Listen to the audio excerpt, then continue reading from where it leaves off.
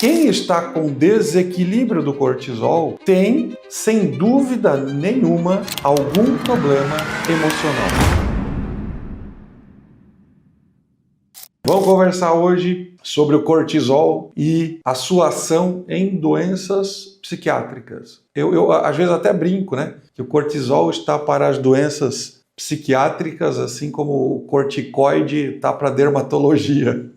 Gente, o cortisol é o grande regulador do sistema neuroendócrino e, digo mais, ele é uma relação direta, intrínseca com o nosso sistema emocional, né? Eu digo que é o único jeito de a gente medir o nosso sistema emocional. Não tem outro hormônio que consiga chegar perto disso. Então, quando a gente está medindo o cortisol, que é entendendo o cortisol, a gente, na verdade, está entendendo muito mais o sistema emocional do que o sistema hormonal, né? Porque o cortisol vem do sistema emocional. A partir daí, regula o sistema neuroendócrino.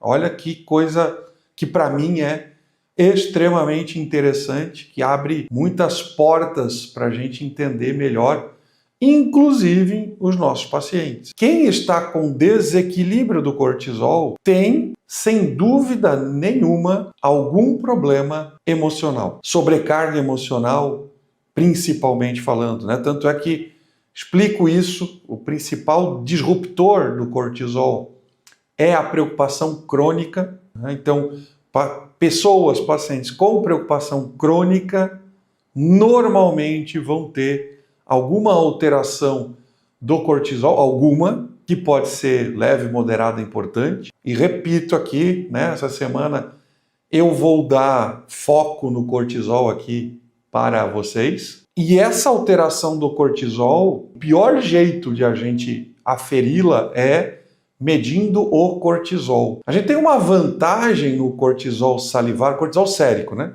A gente tem uma vantagem no cortisol salivar, porque ele são 3 ou 4 medidas, né? No Brasil são 3, isso já está um pouquinho errado. Acho que instituíram isso no Brasil por uma questão de preço, tá? Estados Unidos é 4, a maior parte dos artigos científicos que eu leio é 4, porque quanto mais aferições do cortisol ao longo do dia, mais noção eu tenho se tem uma tendência de subir, de descer, de estar dentro ou fora de uma curva saudável, né? Isso é um upgrade. Isso nos ajuda, não por o exame em si ser mais sensível, né? Mas sim por dar mais pistas, né? Em vez de eu dosar uma vez só por dia, eu doso 4. No sangue, daria para fazer isso também, só que, imagina, tirar 4 vezes o sangue durante o dia seria um pouco inviável, né? Seria, no mínimo, bastante desagradável. Então a gente tem essa alternativa, que é o cortisol salivar, que para quem está começando eu acho essencial, né? Eu peço realmente muito pouco, tá? Então entender isso, né? Não é obrigatório, mas é interessante sim, principalmente para quem está começando a fazer cortisol salivar, tá? Então o que a gente tem de interessante, de importante, de artigo científico recente, né? Ó, disso que eu vou falar para vocês agora, os meus artigos científicos de 2024 aqui são 1, 2, 3, 4. Deixa eu ver o que mais que eu tenho aqui, esse aqui. O que a gente tem hoje em dia bem provado e comprovado é que a resposta ao acordar do cortisol é a mais importante para a gente entender como é que está o cortisol em relação ao ACTH. Aí sim, essa relação cortisol-ACTH é a mais importante durante o acordar, o despertar, e a gente usa muito, né, recentemente tem se usado muito o CAR, né, que é o Cortisol Awakening Response, é o cortisol, resposta do cortisol ao acordar, que comparando ao ACTH vai nos dar, está relacionado a principalmente o desequilíbrio do ciclo circadiano, né? Ou seja, tudo, né? E isso aí, né, ó, o que a gente tem de artigos científicos hoje Pesquisas mostram associação de condição com depressão, fadiga crônica, distúrbio do sono e fibromialgia. Cada vez mais, né, apesar de, infelizmente, a medicina convencional não abrir esse jogo, né, a gente não tem hoje na psiquiatria nenhum, vamos dizer assim, apoio, nenhum consenso, né, confirmando ou sequer relatando a relação da alteração da função do cortisol com depressão, fadiga crônica, fibromialgia e distúrbio do sono. Eu acho isso super atrasado, né? Tanto é que a quantidade de artigos científicos, inclusive, que eu tenho reunidas é bem grande. E não há mais dúvidas disso, gente. Então, pensar em tratar qualquer dessas alterações sem sequer avaliar a função do cortisol, eu acho, no mínimo, temerário, atrasado, né?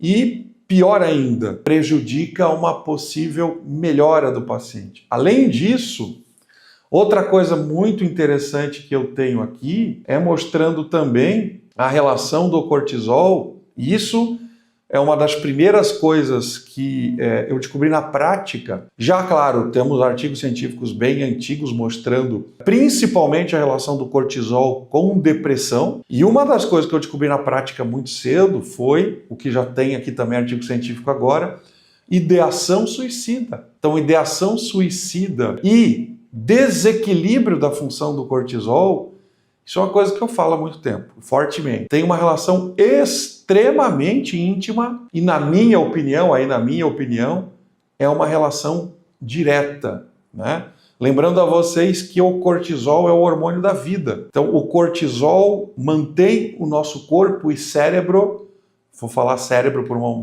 motivo específico, vivo. Ou seja, quando o cérebro começa a se sentir sem cortisol, e tem uma demanda muito urgente de energia, de necessidade de superar um desafio, porque isso demanda energia. É aquela história, eu tenho uma paciente que morava num sítio, e ela chegava de carro para atravessar aquele pontilhão de madeira que tem no sítio dela para chegar, muito seguro e pequeno, inclusive. Ela entrava em pânico, né? Ela entrava em sensação de morte, né? Imagina, o cortisol dela está tão baixo que uma pequena demanda despertava aí um pânico intenso. E ela sabia que, né? Ela mesmo falava, mesmo que eu caísse o carro caísse do pontilhão, talvez ficasse entalado, mas não era nem alto o suficiente para se afogar. Então, gente, é muito importante a gente entender isso. Repito, outro ponto importante, muito importante para mim,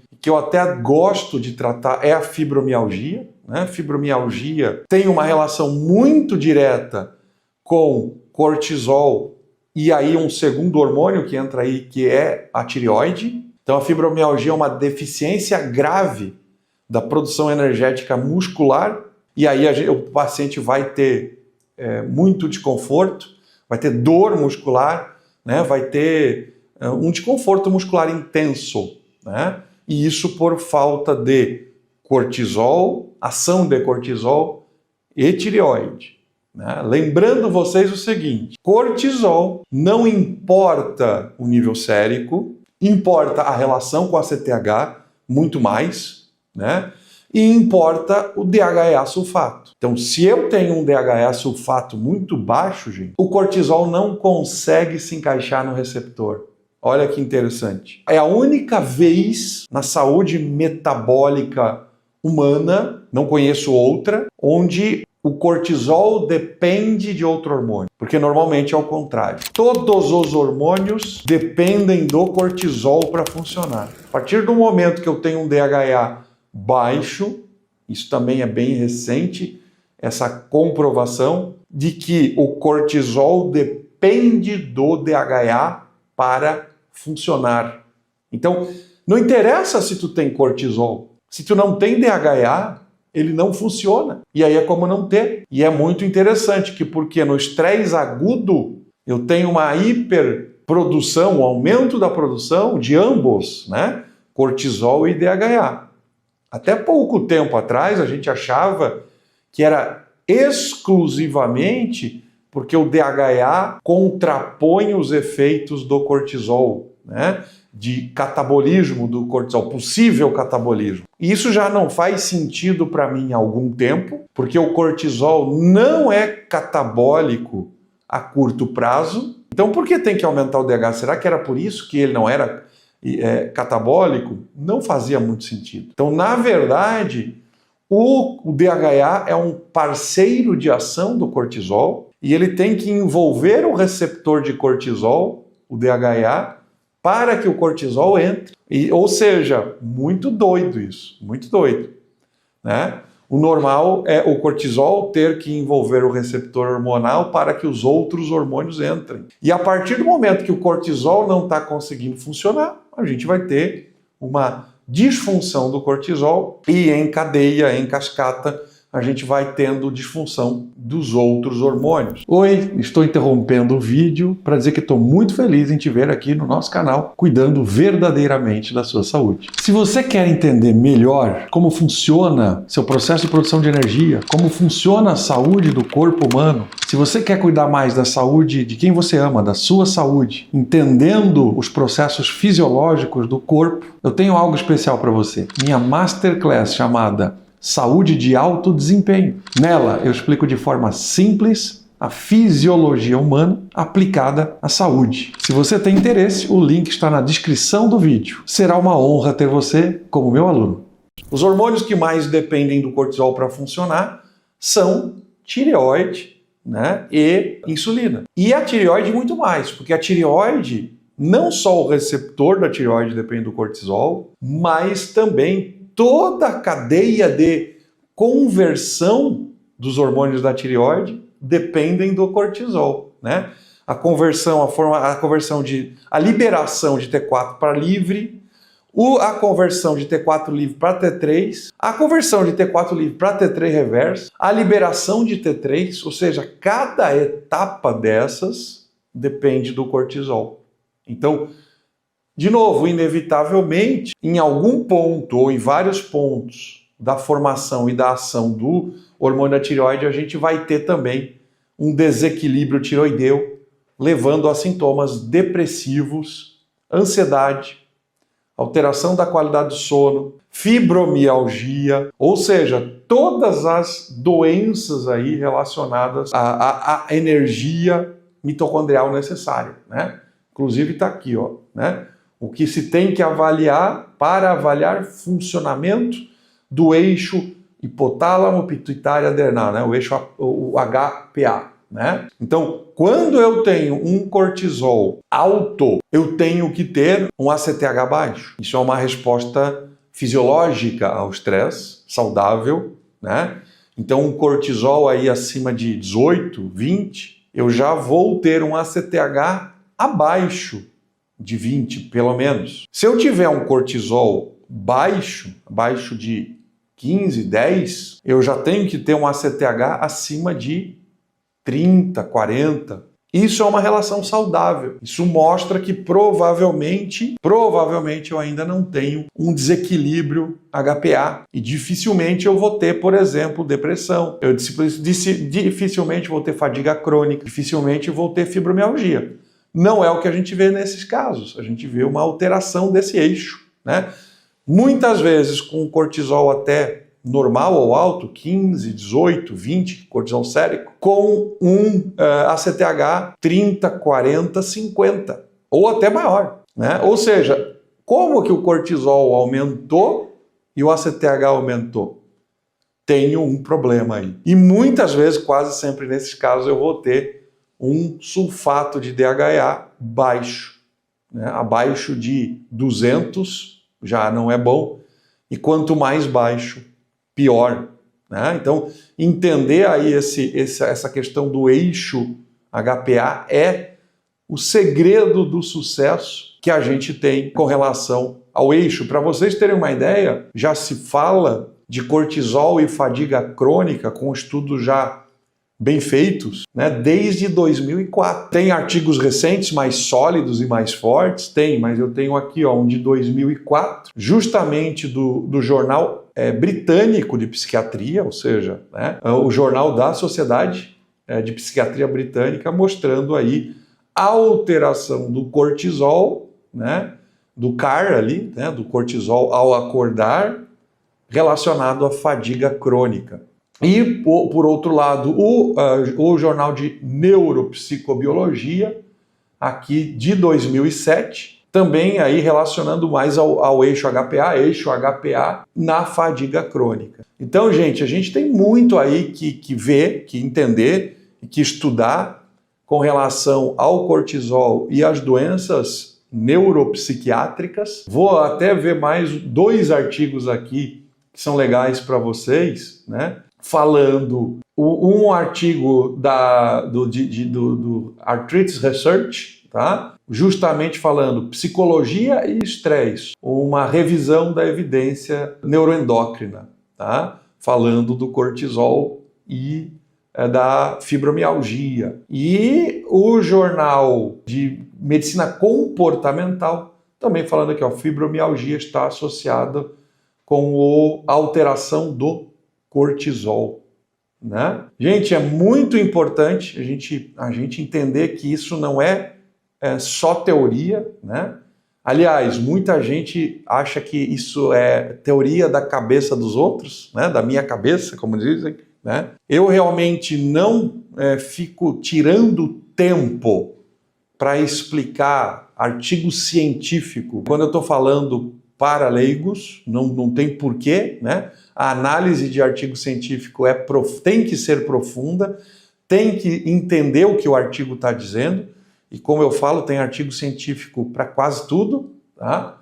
Agora, artigos científicos bem feitos, bem escritos e bem documentados, eu acho importantíssimo a gente ter, inclusive, claro, para defender os pontos que são teoricamente novos, que na verdade não são. Como eu falei para vocês, eu já estou aí desde basicamente 2012 defendendo esses pontos que eu coloquei aqui para vocês hoje e vendo alteração importante na prática. Um conselho que eu dou aí para vocês, quase todo mundo já é meu aluno, mas para quem principalmente está começando, se tiver um sintoma de depressão grave, né, principalmente de ação suicida, comecem imediatamente com o uso de cortisol, né? Mantendo, sem dúvida nenhuma, os antidepressivos. Tá? Antidepressivo em situações graves e até a gente conseguir sanar a base do desequilíbrio do cortisol, ele acaba sendo necessário, infelizmente, mas é necessário. Outra coisa extremamente importante é a gente entender que o estresse, a sobrecarga bioquímica, né, a sobrecarga física, bioquímica e emocional é que levam à disrupção do eixo HPA, do cortisol e do eixo HPA. Ou seja, não vamos ficar só focando no estresse emocional, mas também, sim, também, não esqueçam dele de jeito nenhum, mas não vamos ficar focando só nele, foquem também nos outros, né? No químico e físico. Ou seja, não esqueçam de metais pesados, não esqueçam, por isso que eu sou fã número 1 do Oligoscan, do mineralograma palmar. Eu acho extremamente útil e importante. Por exemplo, gente, eu percebi que o meu cortisol, como um todo, tem melhorado ao longo dos anos. Em termos de relação com o ACTH, melhorou. Porém, principalmente ano passado e esse ano, eu notei que a minha fadiga não melhorou muito. Então, quando eu tenho foco, atenção e outras coisas relacionadas ao cortisol, então a gente tem que saber, né, toda essa questão. Amanhã eu vou falar sobre todos os sinais e sintomas do desequilíbrio do cortisol. Tem muitos. E eu notei que a minha fadiga não está melhorando e não está adiantando aumentar o cortisol, suplementação, né, diminuindo, estou me sentindo até melhor. E aí eu fui refazer o meu Oligoscan. Gente, meu metal pesado, já fazia muitos anos que eu não fazia. Muitos. Mais de 6 anos aí, né? Aquela coisa de casa de ferreiro, né? Então eu esqueci de fazer, a gente vai levando, vai sentindo melhor e eu acabei fazendo. Gente, meus metais pesados estão nas alturas, principalmente cádmio. Aí até existe uma outra teoria, e aí é uma teoria principalmente minha, eu não achei muito disso em artigos científicos, mas o autismo pode estar relacionado a metais pesados. Ou seja, até aí se tem, né? Essa teoria se tem. Onde que não linka? Minha opinião é que em autista provavelmente não consegue se desintoxicar bem de metal pesado. Porque o metal pesado não vai cair do céu. Então não é o metal pesado que causa o autismo, e sim o autismo causa o metal pesado que retroalimenta o problema mitocondrial do autismo, né? Mesmo sendo um autismo leve, como é o meu caso. E a gente, né, eu correlaciono muito aí o espectro autista a, basicamente, por exemplo, déficit de atenção e hiperatividade, né? Então, cortisol, todo esse espectro autista, déficit de atenção, tem relação com o cortisol, provavelmente tem relação com o metal pesado. Então, essa semana, por exemplo, eu vou começar a fazer o meu detox de metais pesados, né? Relação de metais pesados, que não é fácil fazer, e eu fiz há muito tempo atrás, né? Ou seja, eu fiz um detox meu, para vocês terem uma ideia, há mais de 10 anos atrás, e depois eu não fiz mais, e realmente melhorou muito, mas aí a gente esquece.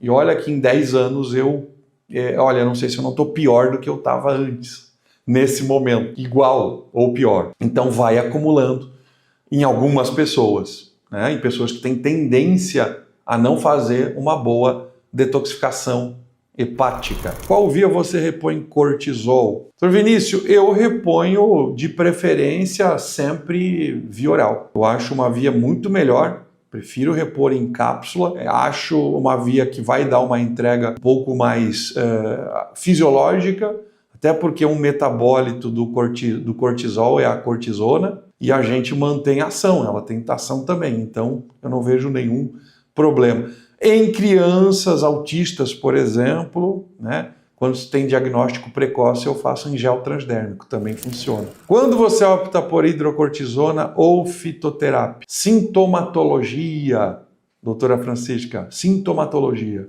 Tá? Quando eu não tenho sintoma grave, limitante, né, eu vou para adaptógenos. Tá? Adaptógeno é a minha escolha número 1, a não ser que eu tenha uma sintomatologia muito importante. Gente, obrigado pela presença. Continuaremos aí a semana toda falando de cortisol. Tá bom? Amanhã a gente volta, 7h30 sempre, até as 8h. Tá? Essa semana toda sobre semana do cortisol, tá? Para a gente dar algumas dicas boas, sempre com novidades e artigos recentes. Tá bom?